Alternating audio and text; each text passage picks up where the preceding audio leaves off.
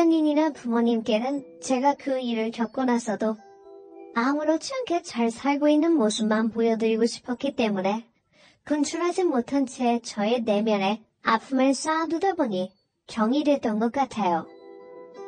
지금은 치료 후 많이 호전되었습니다. 저의 상담사분께서도 이런 이야기들을 혼자 앓지 말고 어딘가에 털어놓으면 좋다고 했습니다. 불특정 다수의 분들에게 제 이야기를 털어놓으면 좋겠다는 생각이 들었어요. 그리고 어디다가 제 이야기를 털어놓으면 좋을까 고민하다가 이곳에 풀어내고 싶다는 생각이 들었습니다. 그럼 이제부터 저의 이야기를 시작하겠습니다. 저는 40 가까이 되도록 결혼을 못하고 있었습니다. 못했다는 표현보다는 안 했다고 표현하는 게 맞을까요? 사실은 저에게는 정말 오래 만나왔던 여자가 하나 있었습니다. 친구의 소개로 만났던 여자였습니다. 그 여자는 승무원이었고 거의 7년을 만났죠. 그 여자와 저는 서로에 대해 모르는 게 없었어요. 정말 가족과도 같은 사이였습니다. 이제 결혼만을 앞두고 있었는데 여자친구가 이별을 통보했습니다. 제 나이 33세, 그 여자친구와 헤어지게 되었습니다. 헤어진 이유는 여자친구의 바람 때문이었죠. 7년을 만났는데 헤어지는 건 정말 하루아침에 쉽게 되더라고요. 여자친구가 저에게 다른 사람이 좋아졌다며 이별을 요구했습니다. 여자친구가 만난 사람은 여자친구 직장의 항공사 기장이라고 했어요. 우리가 만난 세월은 어쩌고, 너 그 사람이랑 얼마나 만났는데 내가 이해하고 넘어가 줄게. 이해하고 말고는 문제가 아니야. 나는 오빠를 더 이상 사랑하지 않아. 우리 지금 정 때문에 만나고 있는 거잖아, 사실. 7년 동안 만나면서 나는 다른 사람 만날 생각 한 번도 해본 적이 없어. 근데 넌 어떻게 그럴 수 있어? 내가 이해할게. 그냥 다시 나한테 와주면 안 돼? 안 돼.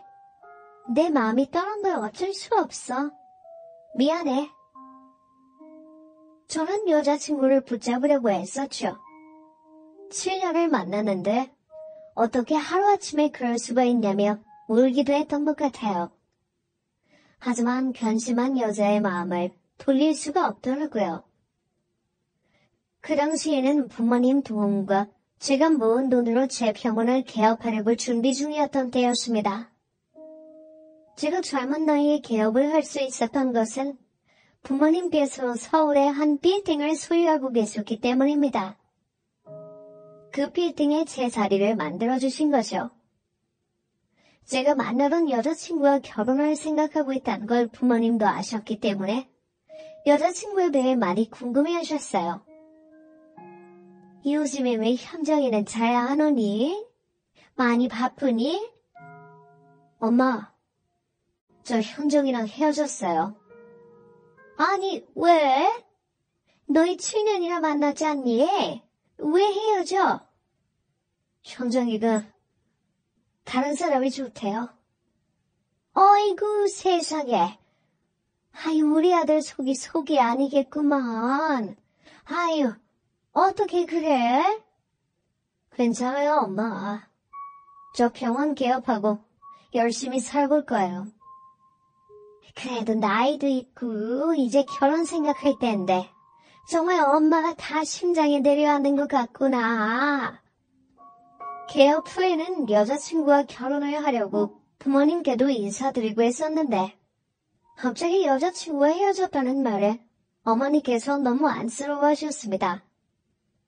그때는 원망하는 마음이 컸는데 지금 와서 생각해보면 당시에는 저도 당시에 바빴고 여자친구도 일을 하느라 하루가 멀다 하고 해외로 나갔기 때문인지 잠시 사이가 소원해졌던 적이 있었어요. 아마 그 시기부터 여자친구는 다른 사람을 만나기 시작했던 것 같습니다. 저는 7년이나 만나온 여자였기 때문에 철석같이 믿고 사랑했던 사람이었는데 그 사람이 바람을 피우고 환생이별을 듣겠다는 것이 당시에는 정말 용납할 수가 없었어요. 여자친구의 갑작스런 이별 통보에 그때는 정말 하늘이 무너지는 것 같고 괴로웠습니다. 이제 곧 내 병원을 개업을 하는데 조금만 기다려줄 수는 없었냐고 원망하며 붙잡았지만 여자친구의 마음은 이미 떠난 뒤였죠. 결혼을 바라보고 만났지만 한순간에 7년을 만난 여자와 헤어지게 되었습니다. 헤어진 이후에 많이 힘들었지 함께 쌓은 추억들을 곱씹기도 했고요. 하지만 저도 그 감정에 빠져 살 수만은 없었습니다. 그 사람과 결혼까지 갈 인연은 아니었다고 애써 마음을 추스려야 했습니다. 그렇게 7년을 만난 사람에게 배신을 당한 이후부터는 여자를 만나는 게 두려워졌어요. 부모님께서 선자리도 봐주시고 친구랑들도 소개팅 자리를 만들어줬지만 딱히 마음에 드는 여자를 만나기 힘들었습니다. 왠지 저의 배경만 보고 저를 만나는 것 같았거든요. 그래서 소개를 받아도 몇 번을 만나고 나면 금세 시들해지고는 했죠. 엄마가 선자리 하나 받았는데 너 만날 생각 없니? 엄마, 저 아직은 생각이 없어요. 너 나이도 이제 30인데 결혼 생각해야지. 자만 아가씨야. 한번 만나봐. 엄마의 성화에 만난 여자들은 멀쩡한 직업을 갖고 있으면서도 결혼 후에는 쉬고 싶다고 말했습니다. 저는 자기 일 가지고 일에 열정도 있고 그런 여자가 좋았는데 제 배경에 의지해서 자기 일을 쉽게 포기하려고 하는 여자들을 만나면 마음이 식어버렸어요. 연애도 잘 안 됐고 일 말고는 딱히 취미생활도 없던 저에게 골프나 운동을 권유하는 주변 사람들도 많았지만 제가 워낙 내향적인 성격에 혼자 있는 걸 좋아하다 보니 선뜻 골프를 치러 다니자는 권유들을 받아들이지 못했습니다. 인상아, 그러고 있지 말고 우리랑 라운딩이나 다니자. 나 운동 싫어하는 거 알잖아. 귀찮다. 야, 이 자식아. 운동도 좀 하고 바깥 생활을 해야 여자도 만나고 그러지. 너 언제까지 그 여자 잊지 못하고 그러고 있을래? 아이, 그런 거 아니야. 나 그냥 나랑 골프 취미 없어. 너희들끼리 다니라. 그렇게 거절을 하고는 했습니다. 저에게 유일한 관심거리가 있다고 한다면 동물이었어요. 제가 돈을 벌기 시작하면서부터 주기적으로 유기묘나 유기견 보호센터에 후원을 해왔거든요. 가끔은 봉사를 나갈 때도 있었습니다. 저는 사실 수의사가 될까 했던 적이 있을 만큼 동물을 사랑합니다. 하지만 부모님의 반대로 성형외과 의사가 된 것이었죠. 부모님도 동물을 사랑하는 분들이시지만 제 성적에는 의사를 하는 게 더 낫지 않겠냐며 저를 부추기셨습니다. 어릴 때부터 부모님 말씀을 어기지 않고 성장한 저는 부모님이 원하시는 대로 의대에 갔고 졸업 후 성형외과 의사가 된 것입니다. 부모님과 함께 살 때 제가 유기견 보호센터에서 입양한 아이가 있습니다. 이름은 머핀인데요. 머핀이는 지금 부모님이 살고 계신 집에서 지내고 있습니다. 개형견이나 정원에서 뛰어노는 것이 좋을 것 같아서 제가 따로 나와 살게 되면서 데려오지는 못했어요. 하지만 본가에 자주 가서 산책도 하고 놀아주고는 합니다. 혼자 사는 아파트에서는 제가 일 나가면 외로울까봐 강아지를 키우지 못하고 있었습니다. 제가 이사해서 혼자 사는 아파트 단지 주변에는 길고양이들이 많이 보이더라고요. 추운 겨울에 아이들이 밥도 못 먹고 물도 못 먹을 것 같아서 걱정이 되더라고요. 그래서 아파트 단지 한 구석에 사료와 물을 놔주기 시작했습니다. 고양이 쉼터도 만들고요. 다행히 동네 단지분들도 저와 뜻이 같아서 제가 사료를 놓고 물을 놓고 길고양이들을 돌보는데 뭐라고 딴지를 거는 분은 없었습니다. 보이다가 안 보이는 기냥이들도 많았고 가끔 아파 보이는 고양이들은 구조해서 병원에서 치료를 한 뒤 평생해 주기도 했습니다. 제가 살던 동네에 유난히 자주 보이는 길고양이들이 있었거든요. 그런데 어느 날 보니까 그 삼색 고양이와 블랙 고양이가 새끼를 낳았더라고요. 3마리가 보였는데 그중 1마리의 상태가 좋지 않았어요. 어미 고양이는 상태가 좋은 새끼 고양이를 자꾸 버리고 다니더라고요. 어느 날 보니까 그 새끼 고양이가 저희 아파트 주차장 구석에서 혼자 떨고 있는 걸 발견했습니다. 상태가 좋지 않아 보였어요. 저는 바로 케이지를 들고 나와 고양이를 구조해서 데리고 병원에 가게 되었습니다. 눈에 염증도 있고 신장 사상충도 있어서 동물병원에서 치료를 받게 되었지요. 며칠 동안 왔다 갔다 하면서 고양이 상태를 살폈습니다. 치료가 어느 정도 된 후에 이 아이를 어떻게 해야 하나 고민을 했는데 이것도 인연이다 싶어서 제가 키우기로 결심했죠. 고양이 이름은 스쿤으로 했어요. 음식 이름으로 지으면 오래 산다고 들었기 때문에 제가 좋아하는 디저트 이름으로 지은 것이었죠. 스쿤이란 건강 상태가 좋아져서 고양이 물품들을 하나씩 사기 시작해서 지금은 집안에서 활발하게 잘 놀고 잘 때는 꼭 제 머리맡에 와서 잠들고는 합니다. 스코니를 구조한 이후로도 일이 끝나고 집에 오면 동네 길고양이들에게 항상 사료를 주고 물 주고 그렇게 지냈죠. 그게 저의 유일한 낙이었다고 할 수 있겠네요. 부모님께서는 제가 결혼을 하지 않고 혼자 동물들만 좋아하며 그렇게 지내는 것이 안쓰러우셨는지 몇 번 더 손자리를 마련해 주셨습니다. 한두 번 연애도 했지만 매번 결혼까지는 가지 못하고 실패했어요. 그렇게 스코니와 함께 살며 외롭지만은 않지만 그래도 가슴 한켠에 빈자리를 느끼며 살아가던 때였습니다. 어느새 제 나이는 30 후반이 되었고 그때 운명처럼 한 여자를 만나게 되었습니다. 어느 날부터인가 제가 사료주는 통에 제가 주지 않았는데도 사료가 차있고 또 다른 곳에도 사료통과 물이 놓여있기 시작해서 의아해하고 있었습니다. 저 말고도 고양이들을 챙겨주는 분이 생겼구나 생각하고 있었죠.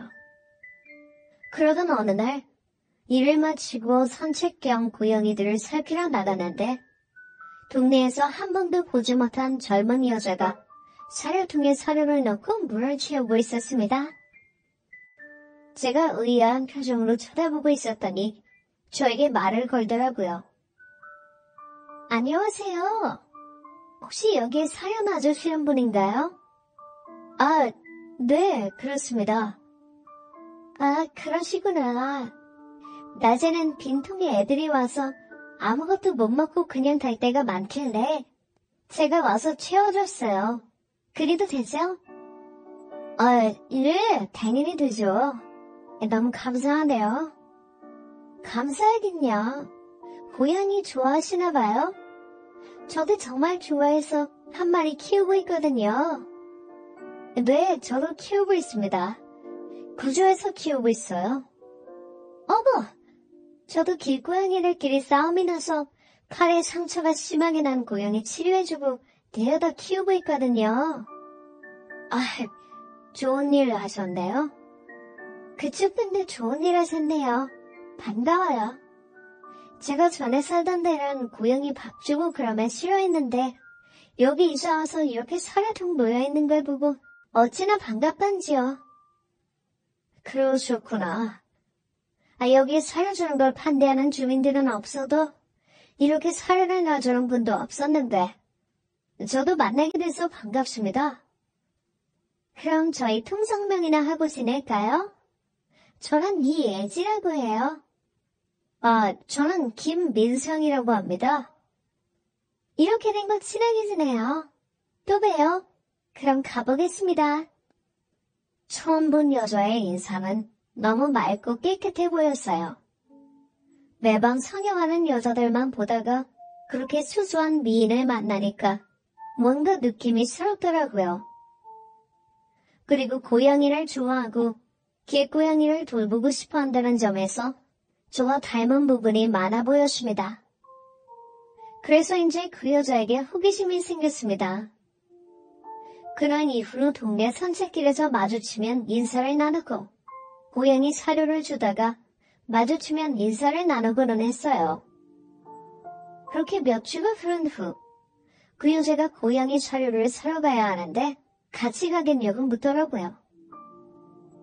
사실 인터넷으로 주문하면 되는데 그렇게 말하는 것이 뭔가 저와 얘기를 더 나누고 싶어하는 느낌이어서 저도 좋다고 수락을 했습니다. 고양이 사료를 사고 저희는 같이 커피를 마시며 많은 이야기를 나누게 되었죠.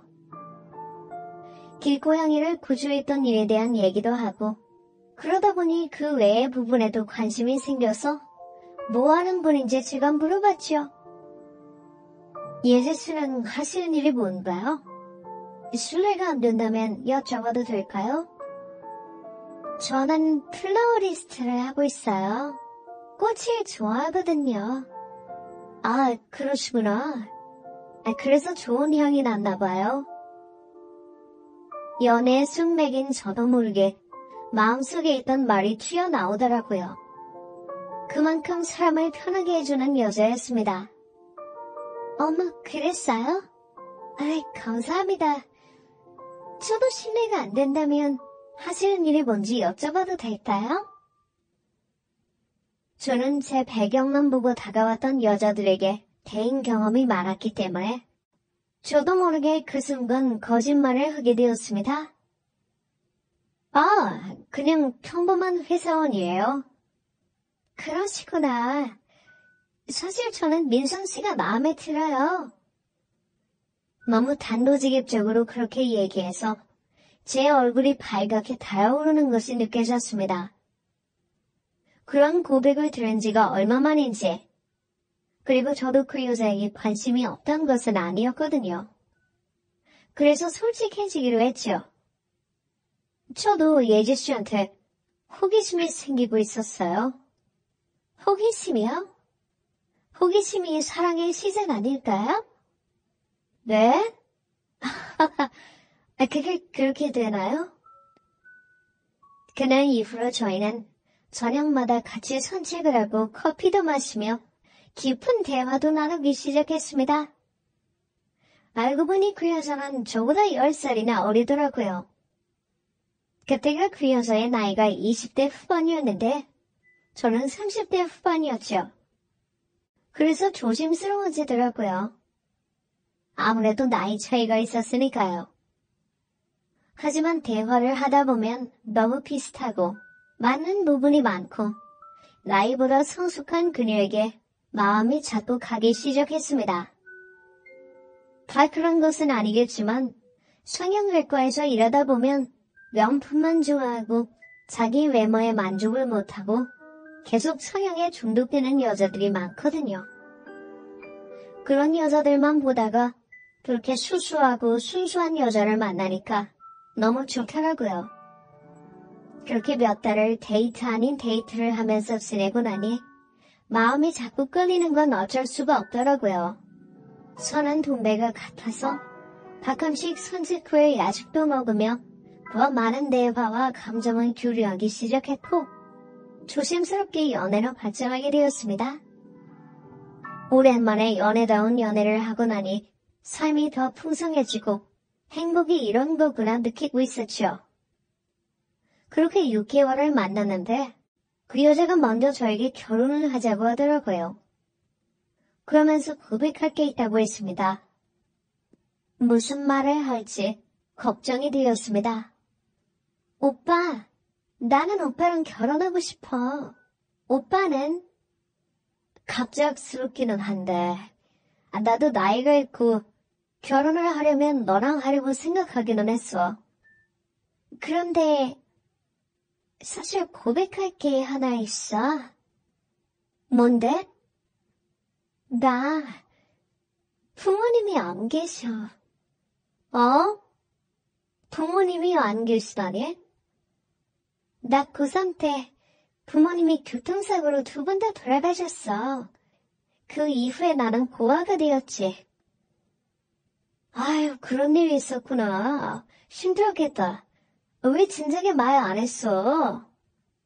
내가 고아라고 하면 사람들이 다 떠나더라고. 겉으로는 그러지 않은 척하면서도 속으로는 나를 만만하게 보기도 하고. 그래서 말 못했어. 내가 그럴 사람으로 보였니? 진작 말해주지.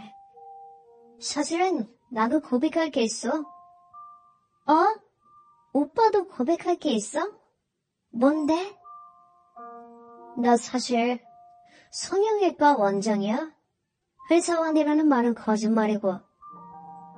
뭐야? 왜 그런 거짓말을 했어?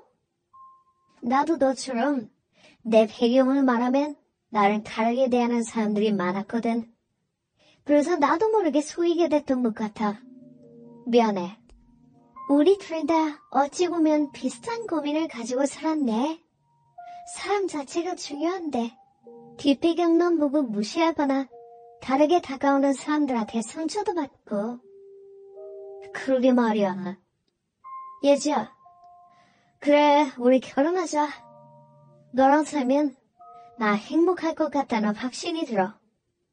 저는 이 여자라면 평생 행복하게 함께 살 수 있겠다는 확신이 들었어요. 그래서 결혼을 하기로 하고 부모님께 인사를 드리러 갔죠. 아내는 플로리스트라서 그런지 엄청나게 예쁘고 큰 꽃을 준비해서 저희 집에 인사를 갔습니다. 저희 어머니께서 아주 좋아하시더라고요. 저희 어머니께서 수국을 좋아하시거든요. 어떻게 알았지? 수국과 여러 꽃들을 예쁘게 포장해 왔더라고요. 어머, 반가워요. 그냥 와도 되는데. 플라워리스트라더니 꽃 너무 예쁘다.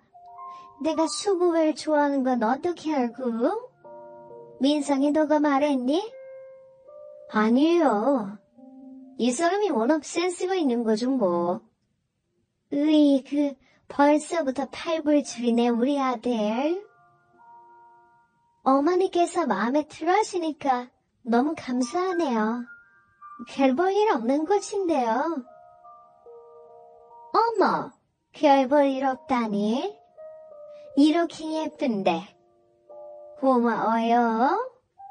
저희 부모님은 그 여자를 마음에 들어했고 부모님이 안 계시다는 말에도 그런 건 상관없다며 둘이 좋다면 그만이라고 하셨습니다.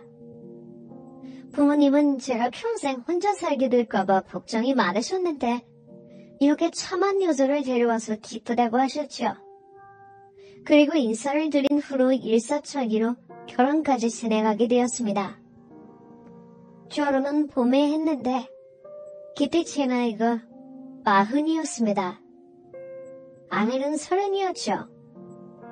제가 혼자 살던 집이 워낙 혼자 살기에는 컸기도 했고 그래서 저희 집이 신혼집이 되었습니다. 아내는 결혼 전에 어느 꽃가게에서 일을 하고 있었는데 결혼 후에 저희 부모님께서는 아내에게 꽃가게를 차려주었지요. 아내가 아주 기뻐하던 모습이 떠오르네요. 그 가정스러운 모습이요. 결혼 얼마 후부터 아내는 부쩍 자기 외모에 대해 불만을 갖기 시작했습니다. 뭔가에 쫓기듯이 자꾸 성형을 하고 싶다고 하더라고요. 오빠, 나 쌍꺼풀이 너무 얇지 않아?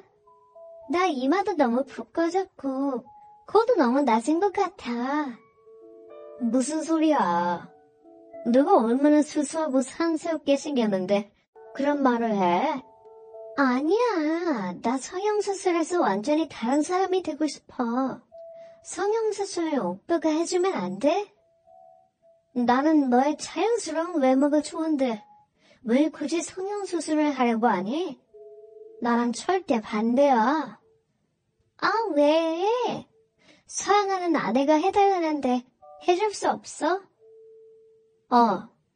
성형수술은 절대 반대요. 나는 너의 있는 그대로의 모습이 좋아서 결혼했는데 왜 다른 사람이 되려고 하니? 몰라. 30이 돼서 그런지 내 얼굴이 너무 싫어. 성형수술 해줘. 그렇게 무턱대고 수술을 원하는 아내가 이해가 되지 않았어요. 수수하고 순수한 면에 반했던 것인데 왜 갑자기 성형수술이 하고 싶다고 그러는 건지 제가 결단코 반대한다고 했더니 쌍꺼풀 수술이라도 해주면 안 되냐고 묻더라고요. 눈이 사람 인상에서 제일 중요한데 난 너무 눈꺼풀이 밑으로 쳐져서 쌍꺼풀이 꼭 하고 싶어. 오빠, 그거만 해주면 안 돼? 너 말대로 사람 얼굴에서 눈이 차지하는 비중이 큰데 나는 너의 그 강아지 같은 눈망울이 좋은데 왜 인공적으로 바꾸려고 해? 난 싫어. 정말 왜 이렇게 말이 안 통하냐? 그냥 해주면 안 되냐? 아내가 정색을 하고 화를 내며 말을 하더라고요. 그런 모습은 처음 봐서 정말 놀랐습니다. 언제나 제 말에는 선량하게 반응했던 사람이었거든요.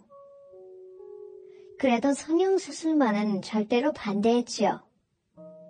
아무리 제가 성형외과 의사라고 해도 제 아내의 얼굴이 바뀌는 건 원치 않았습니다. 아내는 심통이 나서 저에게 며칠 동안 말도 안 하더라고요. 그래서 그 주에 아내의 마음을 풀어줄 겸 제주도로 여행을 가자고 했습니다.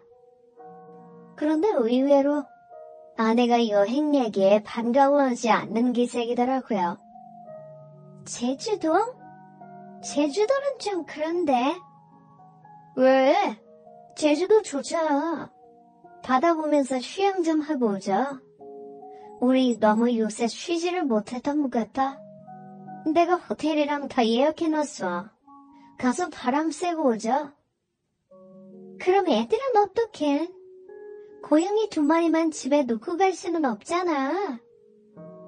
엄마가 봐주신다고 했어. 걱정 마. 당신 기분도 전환할 겸 다녀오자. 언제 그렇게 내 의견도 듣지 않고 준비한 거야? 난 별론데. 가서 맛있는 것도 먹고 둘레길 산책도 하고 즐기다 오자. 그렇게 그 주 주말에 여행을 가게 되었습니다. 둘 다 산책하는 걸 좋아했기 때문에 제주도 어느 둘레길을 걷기로 했죠. 둘이서 이런저런 대화를 나누며 걷고 있는데 멀리서 오고 있는 한 남자를 마주치게 되었습니다. 그런데 그 남자가 점점 가까이 다가올수록 아내의 표정이 경직되더라고요. 그리고 뒤를 돌아 달리기 시작했습니다. 그 남자는 제 아내를 보더니 눈이 휘둥그레져서 아내를 뒤쫓아 마구 달려오는 것이 아니겠습니까? 아내는 뒤도 안 돌아보고 저를 잊은 듯이 계속 달리기 시작했어요. 저는 무슨 상황인지도 모른 채 아내를 따라 뛰기 시작했죠. 그리고 주차장에 렌트했던 차에 도착하자 급하게 차에 탄 아내가 빨리 출발하라고 소리를 쳤습니다. 오빠 빨리 타. 빨리 출발해. 아니 왜 그래? 저 남자 누군데? 몰라 나중에 설명할게. 빨리. 알았어. 그 남자는 다리를 절면서 따라오다가 저희를 끝까지 쫓아오지는 못했습니다. 그리고 먼 발치에서 눈을 부라리며 뭐라고 소리를 치더라고요. 그 모습을 본 아내는 얼굴이 서색이 되어 있었습니다. 저는 정말 영문을 몰랐죠. 호텔에 도착하자 아내가 당장 집으로 돌아가자고 하더라고요. 아니, 대체 아까 그 남자는 누군데? 왜 그렇게 도망을 친 거야?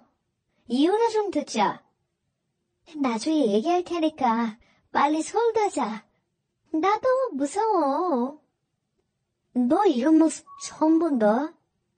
그냥 말해. 그 사람 누구야? 이런 얘기하고 싶지 않았는데. 사실 예전부터 나를 스토킹하던 남자야. 어떻게 여기에서 만났는지 모르겠어. 나 너무 무서워, 오빠. 빨리 집에 가고 싶어. 뭐? 스토킹하던 남자라고? 그럼 신고를 해야지. 신고했었는데 처벌이 약하더라고. 내가 사실 성형수술하고 싶다는 것도 저 사람이 나를 찾아낼까봐 그런 거였어. 아니, 그런 걸 왜 미리 얘기 안 했어? 혼자 끙끙 앓기만 하고. 어서 가자. 나 진짜 무서워. 아내는 몸을 덜덜 떨고 있었습니다. 그래서 아내를 꼭 껴안아주고 짐을 챙겨서 그날 밤 비행기로 서울로 왔지요. 서울로 오는 내내 저는 아내에게 신고하자고 말했고 아내는 성형수술을 해달라는 말만 했습니다. 오빠, 안 되겠어. 정말 나 성형수술해줘. 여기서 그 얘기를 왜 넣어? 저 사람이 또 나 알아보고 쫓아올까봐 그렇지. 내 맘 오빠는 이해 못해. 그렇게 무서워할 일이야? 내가 있잖아. 몰라, 수술해줘. 저는 아내의 마음을 이해하려고 노력했지만 그 마음을 다 이해할 수가 없겠더라고요. 이제 저도 잊고 무서울 게 없을 텐데 왜 그렇게 두려워하며 자꾸 성형수술만 하겠다고 하는지를 이해할 수가 없었어요. 정말 성형수술이라도 해줘야 하나 마음이 흔들렸지만 그건 아닌 것 같아서 기어코 수술은 해주지 않았습니다. 여행을 다녀온 이후로 아내의 불만은 날로 늘어만 갔습니다. 퇴근하자마자 아내가 기다렸다는 듯이 말을 퍼붓기 시작하더라고요. 그 사람이 나 또 찾아내면 어떡해? 나 정말 무서워, 오빠. 그러니까 신고를 하자니까. 넌 나도 있고 가족도 생겼는데 뭐가 그렇게 무서워? 내가 그런 걸 몰라서 그래. 맨날 집 앞에 찾아오고 제주도에서 일할 때 직장에도 찾아오고 너무 무서웠어. 그 사람이 우리 집에 들어오려고 해서 경찰에 신고했는데 아무 일도 없었다고 그냥 보내버리더라고. 그 이후에도 계속 찾아와서 내가 서울로 이사한 거야. 많이 힘들었다, 예지야. 그래도 걱정 마. 이제 내가 있잖아. 왜 그렇게 두려워해? 나 정말 무서워. 쌍꺼풀 수술이라도 해줘라. 아니, 수술한다고 뭐가 달라져? 수술하면 날 봐도 못 알아볼 거 아니야. 나 정말 치가 떨려. 그때처럼 우연히 마주칠까봐. 요새 일도 손에 안 잡혀. 그래도 정말 수술은 아닌 것 같아. 그렇게 피해서 될 문제가 아니야. 정말? 그거 하나 못 해주냐, 진짜? 성형외과 원장이면서 그 정도도 못 해줘? 왜 화를 내? 진정해. 그렇게 또 화를 내고야 말더라고요. 그럴 때마다 제가 알던 아내의 모습과는 딴판인 다른 사람 같았어요. 하도 수술 이야기를 많이 해서 정말 해줄까 고민하던 찰나에 저에게 한 통의 문자 메시지가 왔습니다. 이혜지 씨의 남편분 되시죠? 이혜지 씨에 대해 할 이야기가 있습니다. 시간 되시면 저에게 연락 좀 주십시오. 이런 문자였어요. 저는 또 그 스토킹남이 제 아내라는 사실을 알아내서 괴롭히려나 보다 생각해서 당장 전화를 걸었지요. 그 남자가 전화를 받자마자 저는 소리를 질렀습니다. 당신 누구야? 예지 스토커 맞지? 당신 왜 내 아내를 괴롭히는 거야? 어? 선미, 아니, 이예지가 절대로 스토커라고 하던가요? 하이 참, 스토커가 아니면 뭔데? 저는 이예지와 결혼할 뻔했던 남자입니다. 뭐? 거짓말 치지 마. 너 스토커잖아. 나한테까지 연락한 이유가 뭐야? 경찰에 신고할 테니까 그렇게 알아. 경찰에 신고할 사람은 이예지가 아니라 저예요. 그리고 그 사람 보면 이예지도 아니고 이선미입니다. 개명을 한 모양이더라고요. 그게 다 무슨 헛소리야? 만나서 얘기하시죠. 그 남자는 저희 병원 빌딩 1층 카페에 와 있다고 했습니다. 조금 두려운 마음이 없지 않아 들었지만 별일이야 있겠나 싶었고 또 아내한테 대체 무슨 일이 있었던 것인지 궁금하여 그 남자를 만나러 갔습니다. 한눈에 알아보겠더라고요. 그 제주도 둘레길에서 저희를 쫓아갔던 남자였어요. 남자가 절 보더니 정중하게 인사해서 의아했습니다. 안녕하세요. 전에 한번 스치듯 뵈었지요? 저는 제주도에서 농사를 짓던 남자입니다. 예지만으로는 당신이 스토커라고 하던데 그 여자가 하는 말은 다 거짓말이에요. 그 여자는 사기꾼입니다. 그렇게 말하고 남자가 눈물을 흘리더라고요. 그리고 제 아내와 다정한 모습으로 찍은 사진들을 보여주었습니다. 이게 다 뭡니까? 선미와 저는 결혼까지 약속하고 사귀던 사이입니다. 그런데 결혼 전에 선미가 빚이 있다며 저에게 갚아달라고 요구했어요. 그래서 갖고 있던 돈을 팔아 1억 5천만 원을 주었지요. 그 이후의 이야기들은 정말 충격적이었습니다.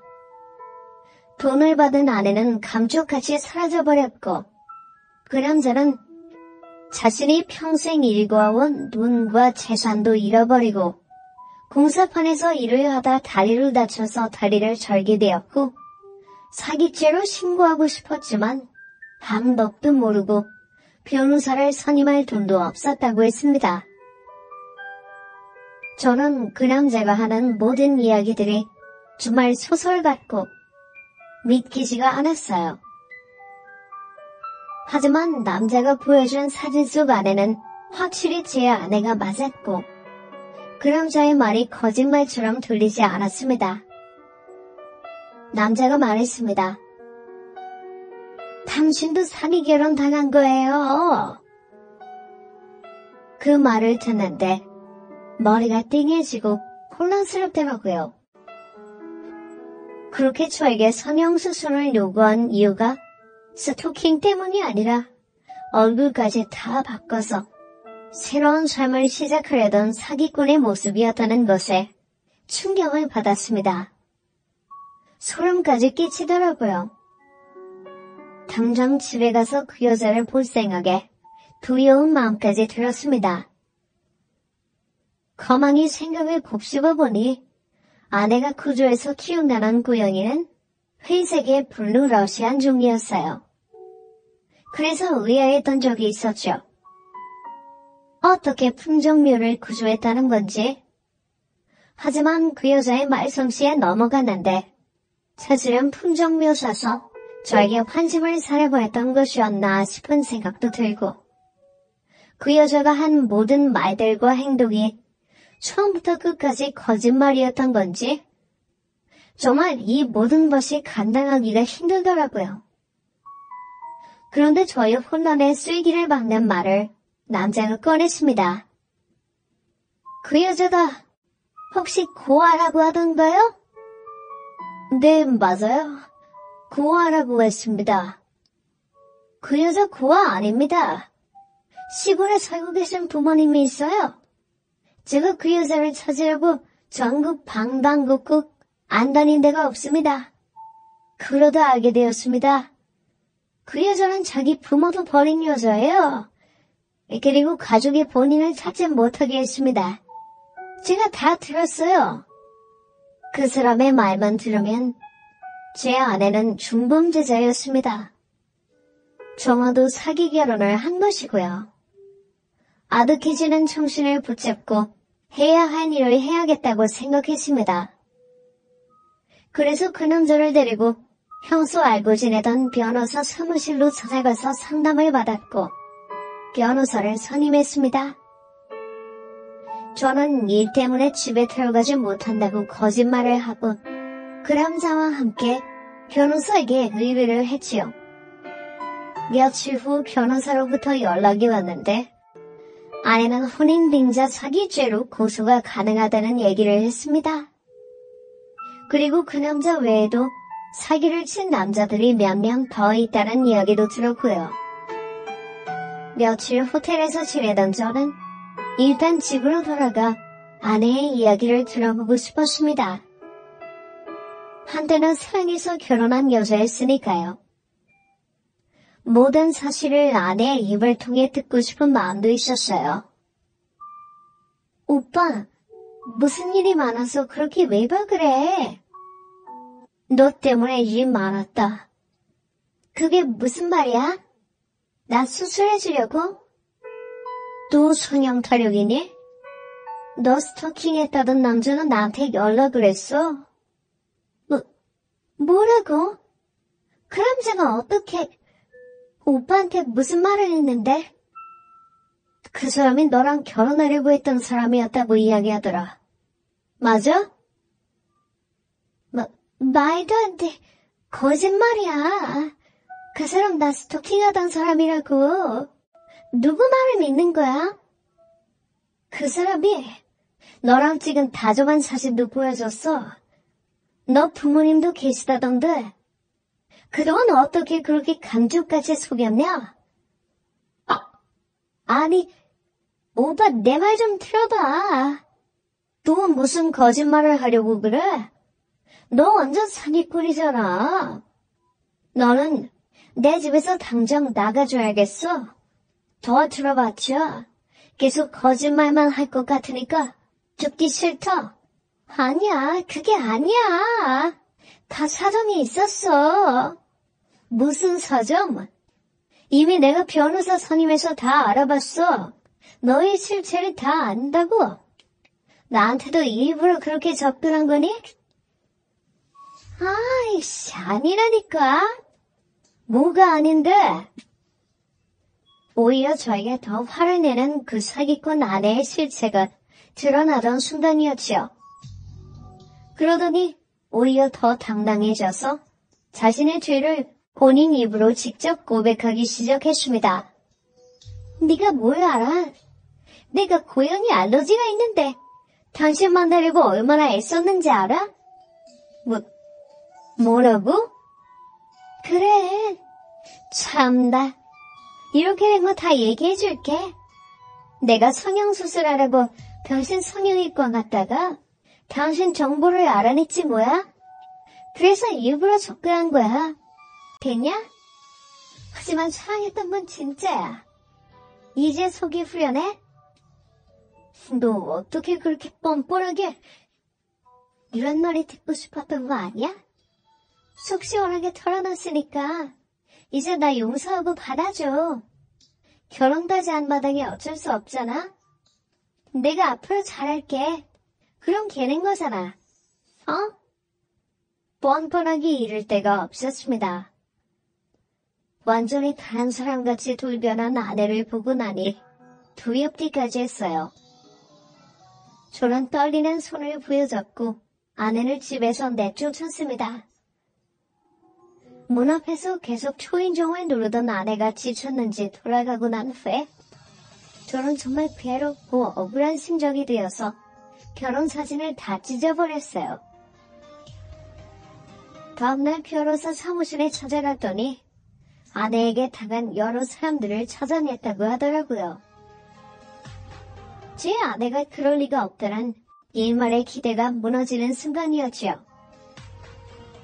저는 혼인 무효 소송을 진행했습니다. 그런 여자와 결혼했었다는 게 호적에 남는 것조차 끔찍했어요. 그리고 본인이 가진 재산을 그 여자에게 다 뺏긴 후 돈이 없어 변호사 선임도 못했다던 남자를 두어서 혼인 빙자 사기죄로 아내에게 소송을 걸었지요. 얼마 후 저는 혼인 무효 소송에서 저는 승리했고 혼인 빙자 사기죄로 그 여자는 본인이 소유했던 아니 누군가로부터 탈취했던 재산을 전부 잃게 되었습니다. 그리고 징역형을 살게 되었습니다. 당연한 결과였지요. 다리를 절개된 불쌍한 피해자 남자는 다시 제주도에서 작은 론을 사서 원래 하던 일을 하게 되었다고 들었습니다. 그 외에 2명의 피해자가 저에게 감사 인사를 해주었지요. 감사를 받을 일인지 결국은 그런 여자에게 저 또한 피해를 당했고 정말 정신적으로 충격이 어마어마했습니다. 불면증까지 생기고 우울증이 생겨서 병원에 다녀야 했지요. 지금은 많이 극복해서 다시 일도 시작하고 우영이 2마리를 제가 키우면서 혼자 살고 있습니다. 2번이나 크게 여자에게 배신을 당한 상처로 지금은 사람을 만나기가 두렵습니다. 아직도 제가 겪은 일이 마치 꿈같이 느껴지는데 이게 현실이라는 사실을 깨달을 때마다 소름이 끼칩니다. 제주도에서 그 피해 남성을 만난 것이 저에게는 전화위복이 되었던 일이었지요. 그걸 모르고 평생 그 여자와 사실지도 모른다고 생각하면 정말 어떤 말로도 표현이 안 될 정도로 끔찍한 일이지요. 지금도 여전히 그 생각만 하면 괴롭지만 이제는 전보다는 조금 상태가 나아져서 이렇게 이야기를 풀어낼 수도 있게 되었네요. 여기에 글을 적다 보니 마음 한켠의 답답함도 조금 해소가 되는 기분이 듭니다. 저는 앞으로 씩씩하게 혼자 잘 살아가 보겠습니다. 감사합니다.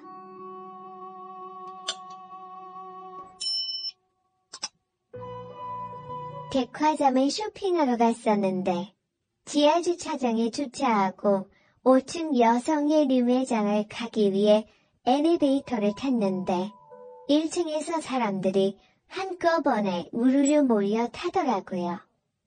어쩌다 보니 구석 자리까지 밀리게 되었고 엘리베이터 안은 몰려든 사람들로 발 디딜 틈 하나 없이 꽉 차게 되었는데 저는 벽에 기대는 상황이 되고 바로 앞에 서 있는 장모와 어쩔 수 없이 앞뒤로 밀착해 서 있는데 그때 장모가 처음으로 여자로 느껴지더군요.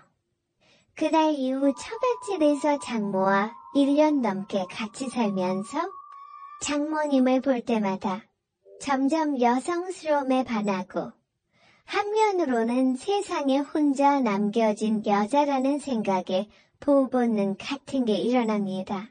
저도 많이 혼란스러웠습니다. 안녕하세요.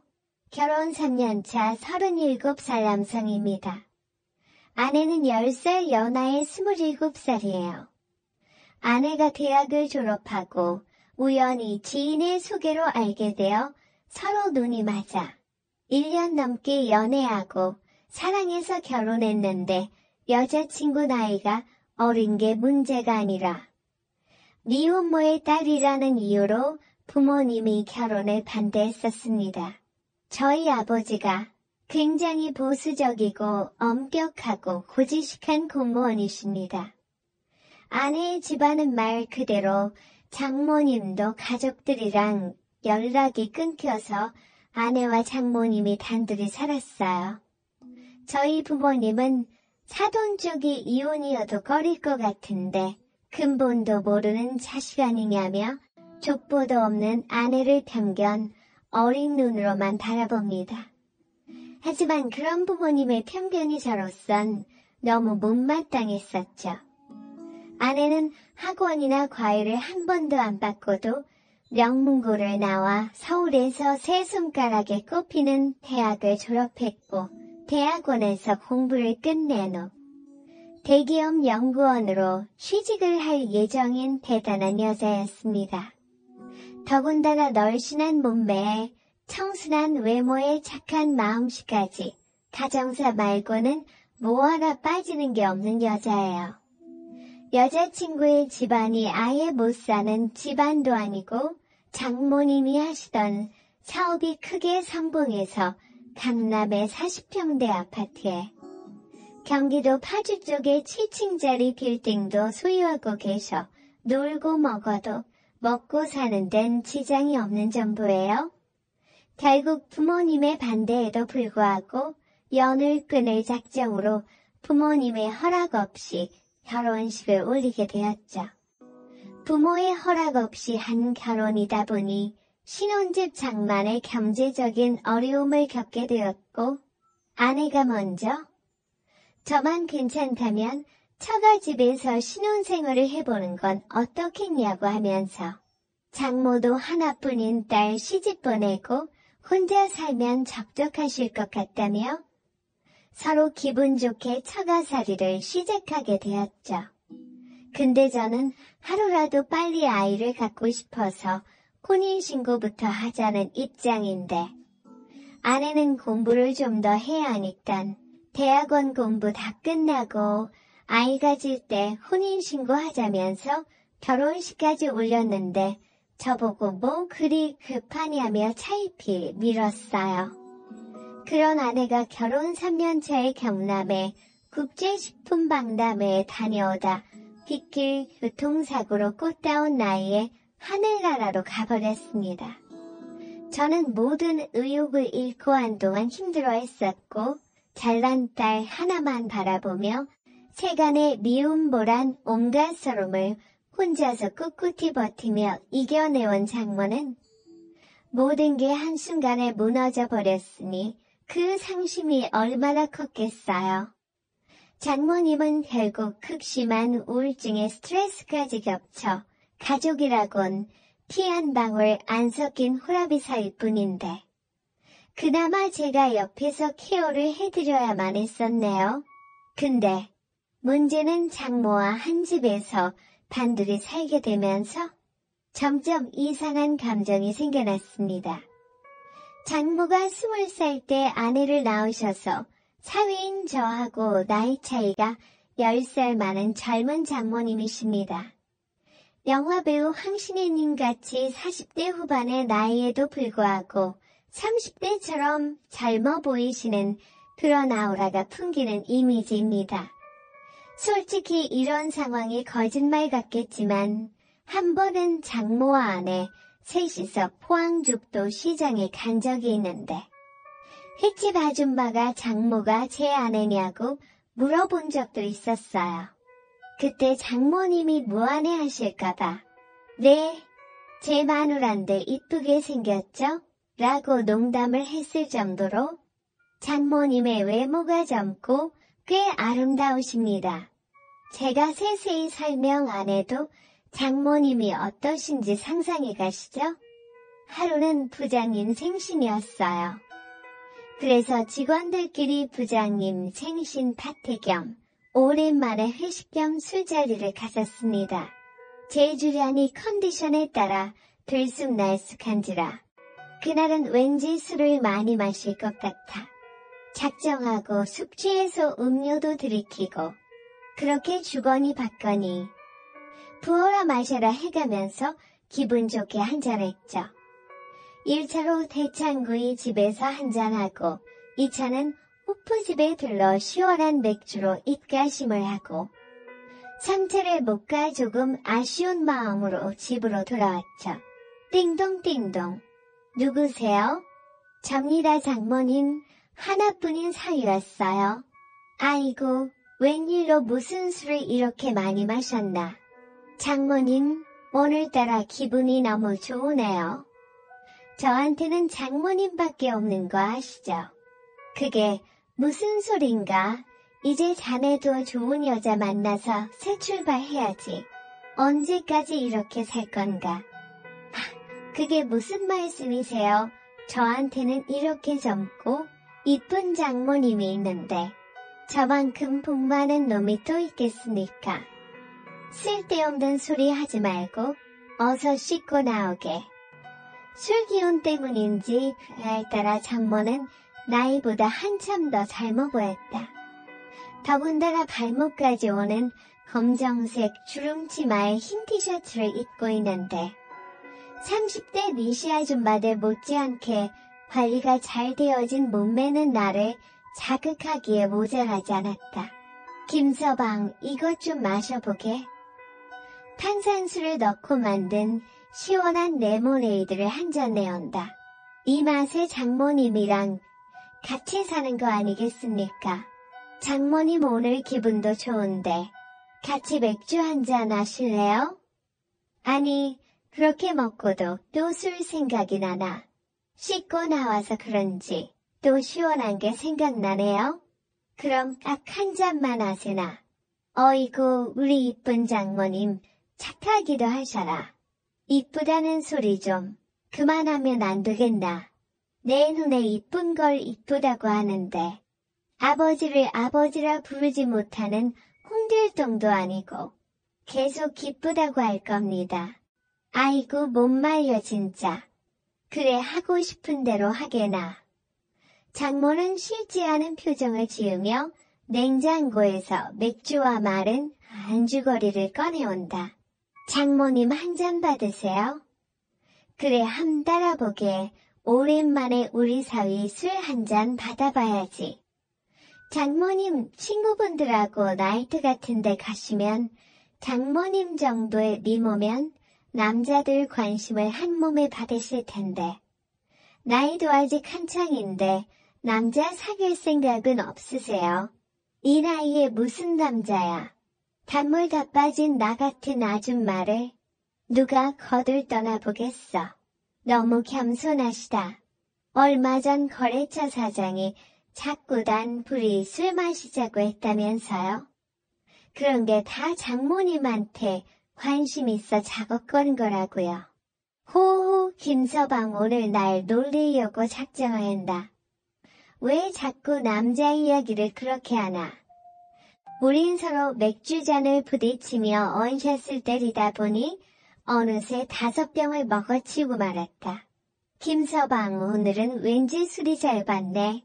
완전 취할 때까지 마셔보고 싶은데. 그렇게 하세요 그럼. 이런 날 아니면 언제 또 취해보겠어요. 장모님 오늘 제대로 날 잡으신 것 같네요. 하하하.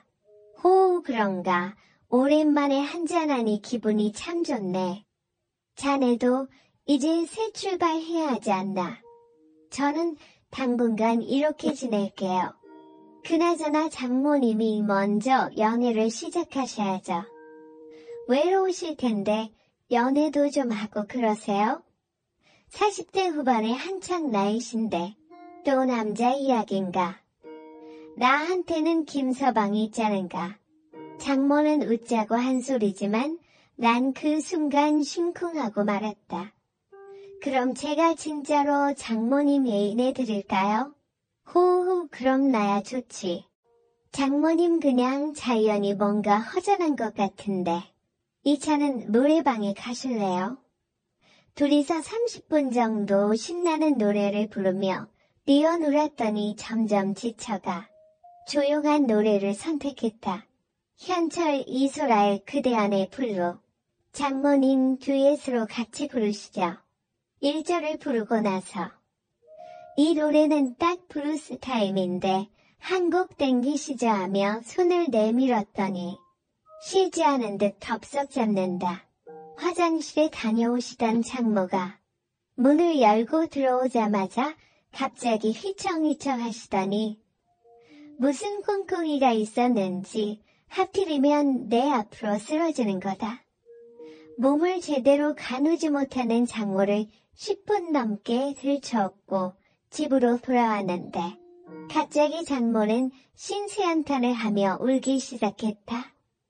딸 하나 바라보고 참고 달래며 모든 걸 포기한 채로 살아왔는데 이제 와서 나는 이제 어떻게 살아야 하나. 장모의 깊은 한숨은 더해져만 가.